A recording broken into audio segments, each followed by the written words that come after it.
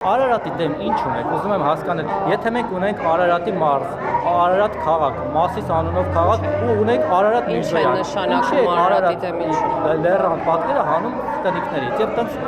շուտ արշավ սկսել Արարատի դեմ։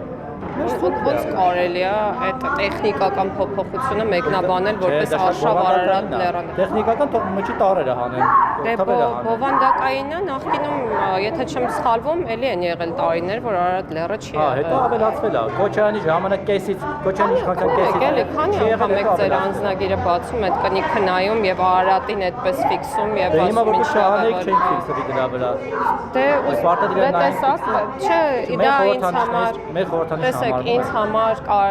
պատմականորեն իհարկե, այո, բիբլիական լեռ է եւ համարվում Արարատը ձեզ համար։ Ես աշխատանքի գալիս եմ Զեյթուն վարչական համայնքից եւ երբ եղանակը պարզ է լինում,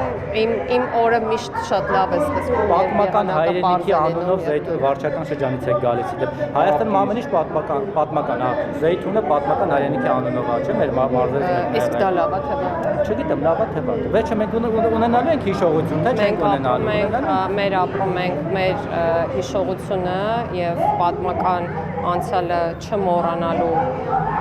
գաղափարով